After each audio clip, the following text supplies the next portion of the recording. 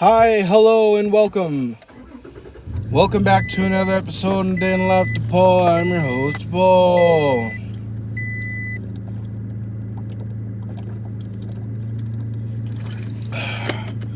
Fuck everybody who tells me that fucking distilled water isn't good for me, because that shit, if it's not good for me, it tastes good as shit. The thing is, like, when I drink like Arrowhead or tap water, it just doesn't taste good to me. And I think that that's the majority of the reason why people don't drink water, which is absolutely crazy, because, you know, the earth is water, we are water, but it's just like, you know, we don't I think we almost kind of dehydrate ourselves to death. But I mean, I'm like,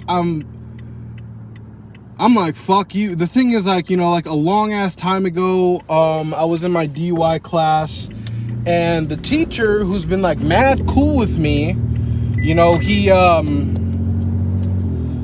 decided to kind of flip the script and just kind of attack me from the class, because I brought my water in, because I like to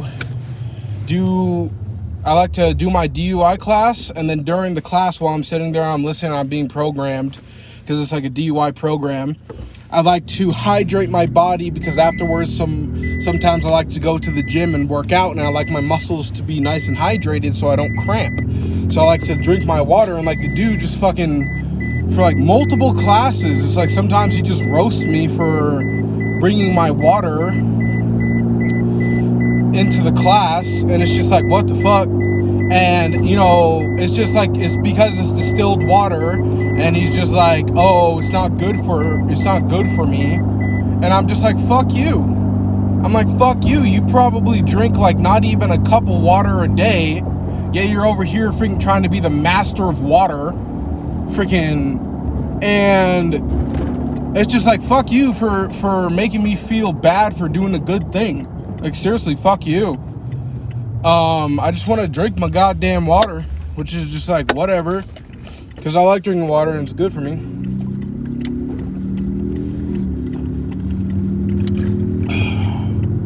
It's so good.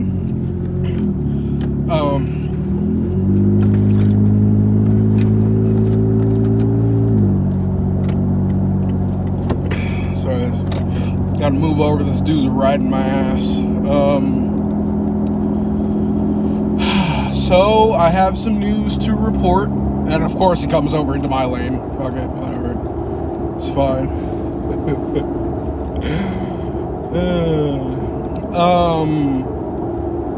So in yesterday's video, I said that I was gonna go over and visit this film set, and I wanted to see if it was the company that I used to work for, because the thing is, the company that I used to work for, being a security guard for the film, which right now I'm not working. I work at Budweiser right now. I don't do the film right now. And I saw this film set, and it's just been out there for the longest time. And after work, I freaking, instead of just coming straight home, which, you know, home for me is just a parking lot where I park at and I feel safe at, and the security guard, you know, he doesn't bother me, which is super awesome. And I've literally been out there for fucking years, and like, he's been cool with me.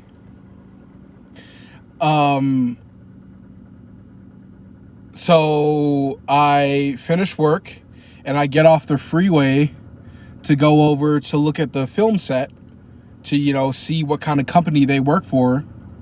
Because the thing is, I've been searching online for a type of security company that only deals with the filming industry. And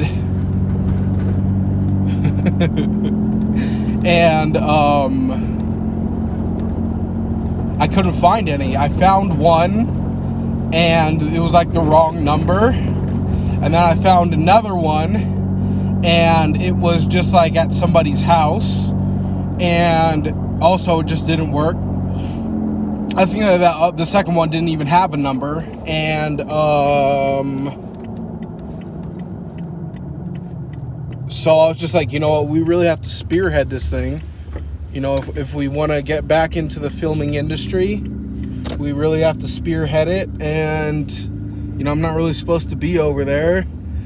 But I looked over, I got off the freeway ramp, and the police officer wasn't out there, which was super weird.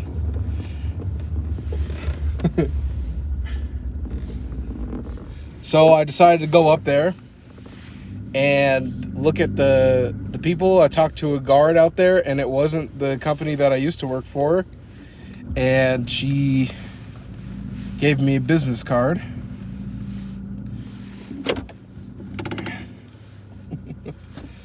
She gave me a business card of the company.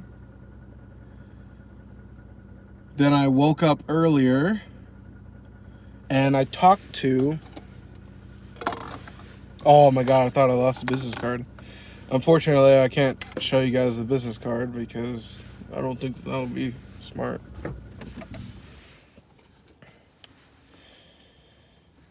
I talked to the CFO.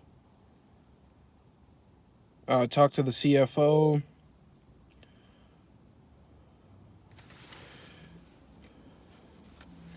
He said that right now is not the best time to start in the company. He was like, just being honest with me. He was just like, it's a new company. It's a brand new company.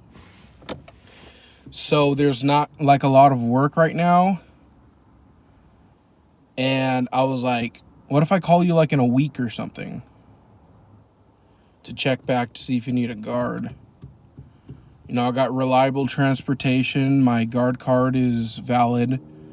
It's like valid for like another year or something. And in case if you don't know, so you have to renew them every single 2 years. But Paul, you have a job. And I did learn something before. I'm like,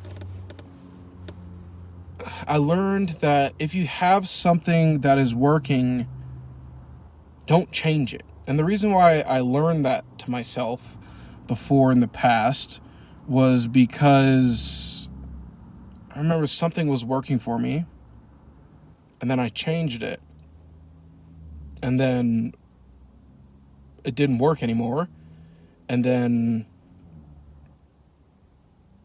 I was just kind of left stranded in the water.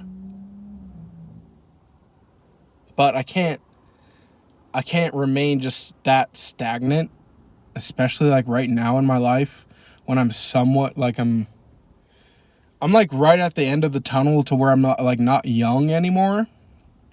But the point is just like societally speaking, I'm still as young as like a freaking 20-year-old. And what I mean by that is that no wife. I don't have a wife. I've never had a wife. I don't have any kids. No dependents. I don't own a home. No property tax. I don't have an apartment. No rent. What I do have is a car payment for $800. Insurance for about $163. For food, phones, and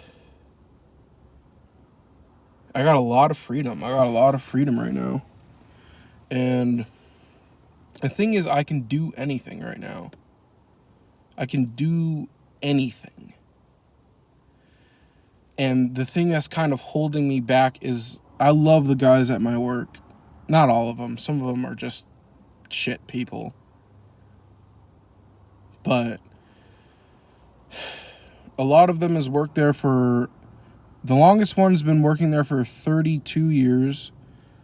Another one's been working there for 16 years, 20 years.